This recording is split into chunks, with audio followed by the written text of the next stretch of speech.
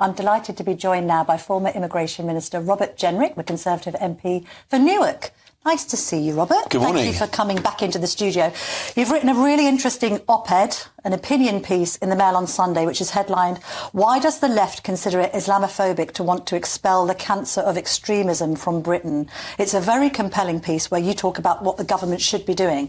Now, I suppose my first question is, what's your reaction to what Rishi Sunak said on the steps of Downing Street on Friday night? It was punchy rhetoric, but I thought it was conspicuous by its absence of actual measures to stop what's going on. Well, I thought it was a good start.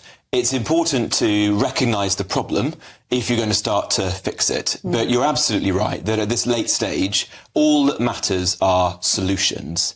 And the first one, to me, is that you cannot resolve this problem, build a more united country, which is what the Prime Minister was calling for, a more cohesive country built around British values, unless you end this era of mass migration.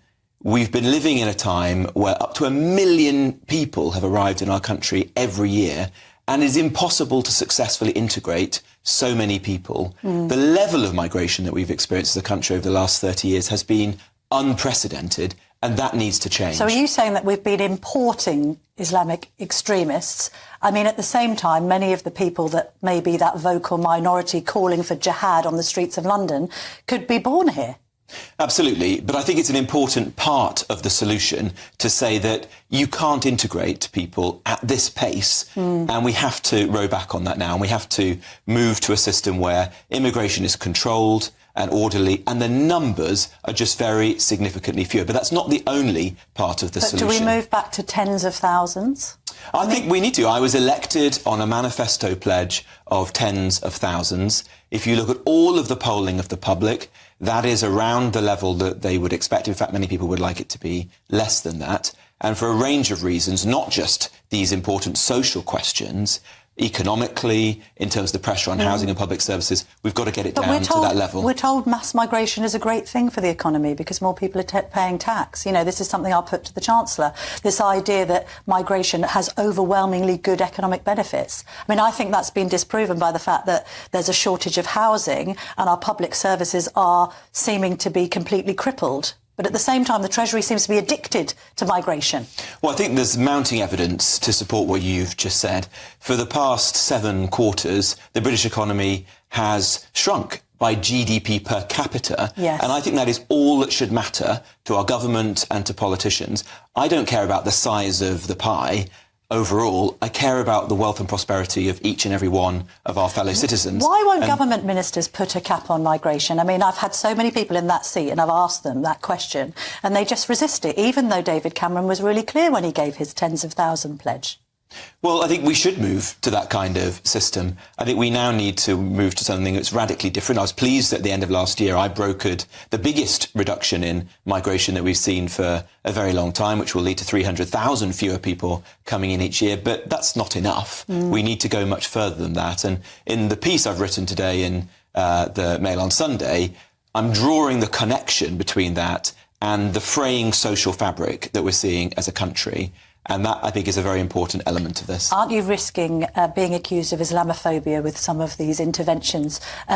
We've heard from others, including Nick Timothy, who was Theresa May's former advisor. He's now a candidate, a Tory candidate, I think, in Suffolk. He's saying that actually the government needs to go much, much further. Not only should they ban the marches, they should also stop the funding of mosques and Islamic centres. Do you agree with that? I do agree with much of what Nick has said. We need a completely different approach to this. And you're right to say that many people are too afraid to intervene in this debate because either they want to pretend this doesn't exist or they know it does, but they're afraid of being labelled as an Islamophobe. And that is not a healthy way for us to proceed. Is Lee Anderson an Islamophobe? No, I don't think he is. Should he have the whip restored, do you think? I mean, has he said anything wrong? He said nothing worse than what David Cameron said about Sadiq Khan in 2016.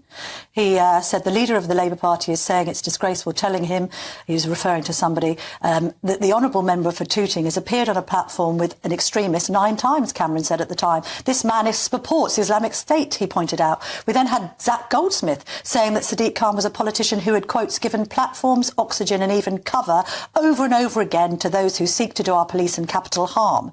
So actually, Lee Anderson said nothing worse than the Foreign Secretary and Zach Goldsmith, the former minister. Well, Lee is not an Islamophobe. He made comments which were mistaken. He's clarified those now. And I think we need to move on, because the problem with what happened over the last week is that it's closed down the debate on the really important issue, which is that we have a problem in this country with Islamist extremism, and we need a proper national conversation about that and a strategy to tackle it. All that matters now are the solutions, and they are reducing mass migration, ending this era of careless, naive mass migration, having a new strategy, taking the Prevent programme forward with the reforms that Suella Braverman tell me set about forward. Prevent. Is Prevent fit for purpose currently? I mean, I know William Shawcross... It's not working at the moment. ...expressed concern about That's right. So Prevent. William Shawcross did a very important review, which is being implemented, but it needs to be implemented very quickly. And at the heart of the problem that he identified is that it has been a victim of political correctness. The overwhelming majority of the people who we should be concerned about today are Islamist extremists. That doesn't mean we shouldn't be concerned about the far right. The far right is just as divisive and destructive, but it is a smaller threat today than Islamist extremism. Therefore, the majority of our effort and focus should be on Islamist extremism, and that is not the way that the Prevent programme is working today. So we need to refocus it on the real threat to our country and not be afraid to do that out of misplaced political correctness. Do you think that there's a problem that not enough moderate Muslims are calling out the extremists in their midst? Well, Islamist extremism is not Islam, and it's not the law-abiding British Muslim population. And we need to make that clear. And it's wrong when people label those of us who are very concerned about Islamist extremism as anti-Muslim. I care just as much about anti-Muslim hatred and prejudice in this country as I do about anti-Semitism, for example. Not a competition between the two. We do need to see, I think, more Muslim voices, moderate Muslim voices, and there are many people who are making this point, coming out and leading this national conversation about how we can get rid of, expel this cancer of Islamophobia, of anti-Muslim hatred from the country once and for all. We see on the front of the Mail on Sunday that it's now considered that with the threat level to people living in Britain is the highest it has been since 9/11. Do you think there's a correlation between how the police have handled the marches and this fear of extremism escalating even further? Do you think the police are perhaps treating the marches almost with kid gloves because they don't want it to escalate into, God forbid, a terror attack at some point? Well, I want to see, as in fact the Prime Minister said last week, more active policing. We don't want to just manage these protests. We want to police these protests. And many people, for example, British Jews, have found the police to be too passive. And I found this and have spoken out about this many times. For example, when you had a hate preacher near Oxford Street calling for jihad, and the police stood by, allowed that individual to continue. That's completely unacceptable. I mean, it was wrong for the police to say, oh, jihad has got many different meanings. It's wrong as well, surely. Well, that was both factually wrong. It was a misreading of jihad, but it was also completely unacceptable. We need to have a much stronger policing presence on the streets of London and elsewhere. What should have happened to the people who projected from the river to the sea onto Big Ben? They should have been arrested immediately. We shouldn't just sit back and allow that to happen. I thought that was a gross act which really symbolised where we'd got to as a country, where a genocidal chant could be projected onto our parliament, whilst Parliament itself was debating some of these issues. I think that is an example of where the British public are crying out for much stronger policing.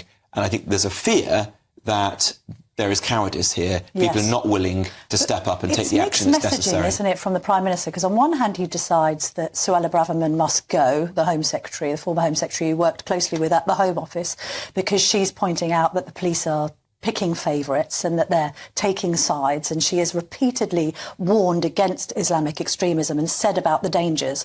He then gives a speech in Downing Street basically saying exactly what Suella's been saying. Has this now vindicated Braverman, do you think? I think many of the arguments that Suella was making 4 or 5 months ago have been proven to be absolutely right. Is there a genuine concern that there is two-tier policing in this country? Yes, I think that she was right to say that that's a concern. Would some of these incidents be policed differently were they far right versus the Islamic extremist element that we're seeing? I think there's a strong case to say that there is. But what matters now, I think, is less around the personalities or the sentiments. I'm pleased to see that the Prime Minister has adopted much of the rhetoric that Suella and I have been saying for several months. What matters are solutions and answers to this question. That's what the public's crying out for now. Really briefly, because we're running out of time, Rochdale, George Galloway, I mean, has that now become a no-go area for Jews, do you think? No, I don't think so, and I certainly hope not. I think it's very concerning that George Galloway was elected. The campaign was a nasty and sectarian campaign. I don't like to see someone standing for office in our country putting the flag of another country on their literature. But what I think really matters now is to try to unite the country with action to tackle Islamist extremism. Robert, thank you very much indeed for joining me in the studio this morning.